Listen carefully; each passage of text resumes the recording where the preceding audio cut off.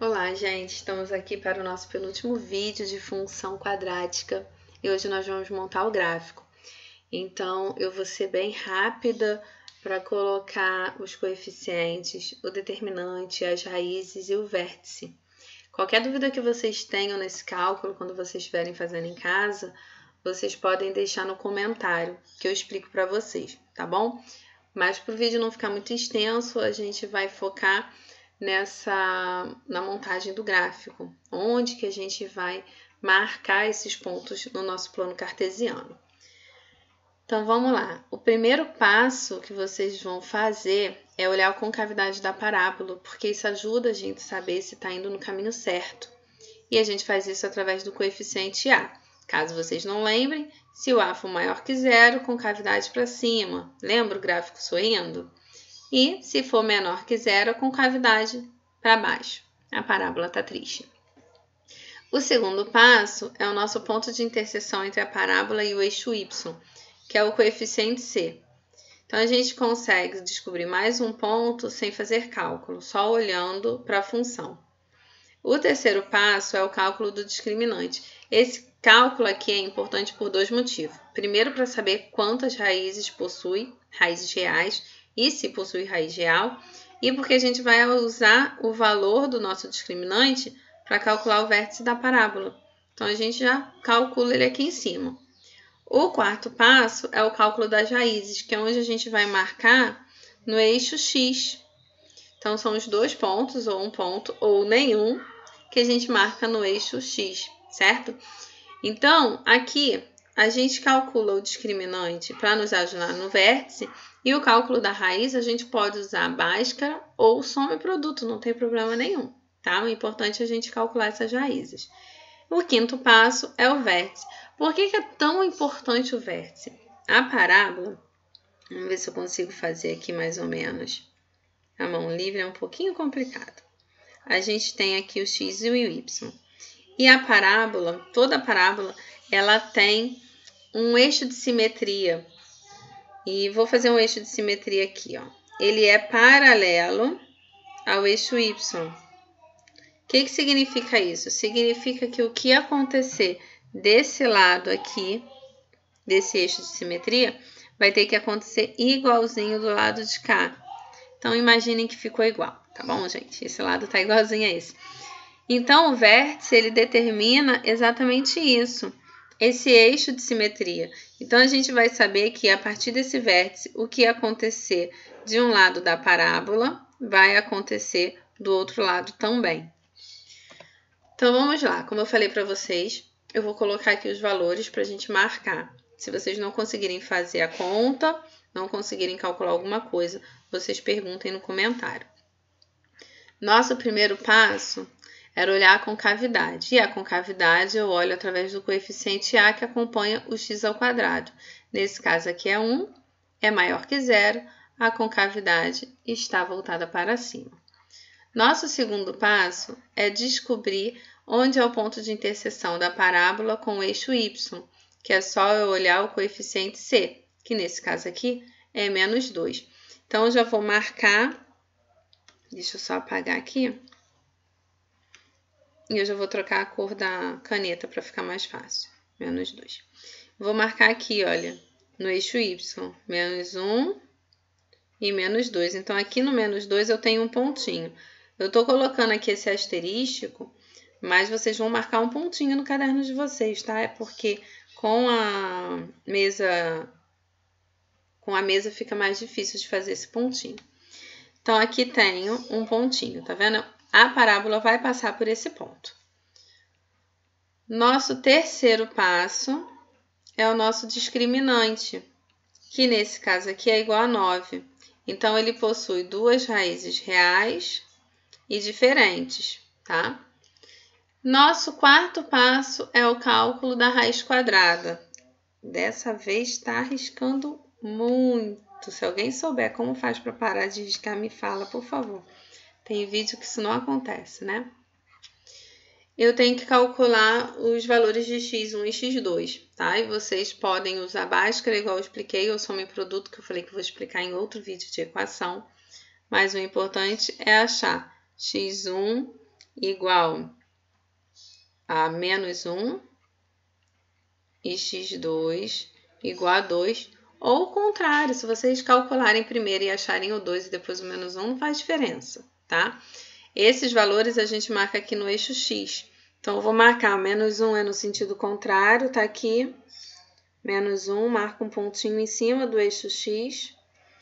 E o 2, 1, 2, marca um pontinho aqui em cima do 2. Agora, eu preciso do vértice para saber onde fica esse meu eixo de simetria.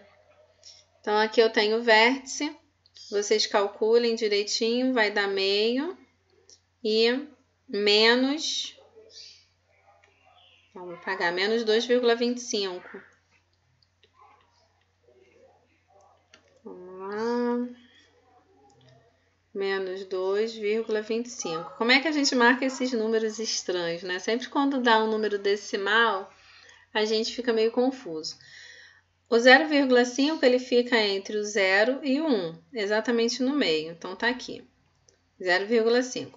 Preste atenção que isso aqui é um ponto, tá? Então, eu não vou marcar um pontinho aqui. Eu tenho que ligar esses dois pontinhos que eu achei, o x com o y.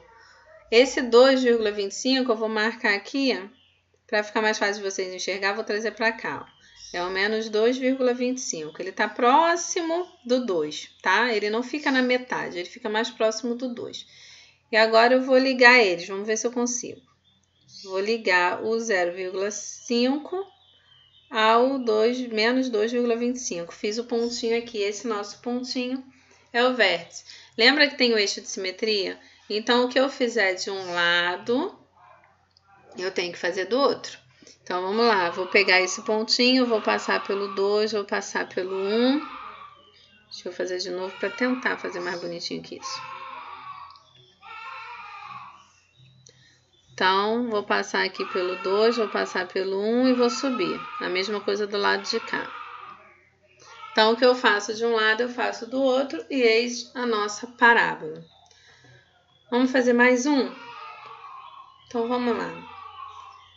Eu tenho uma outra função, então o primeiro passo é saber a concavidade dessa parábola, que aqui eu tenho a igual a menos 2, que é menor que zero, então olha, concavidade voltada para baixo, diferente da outra.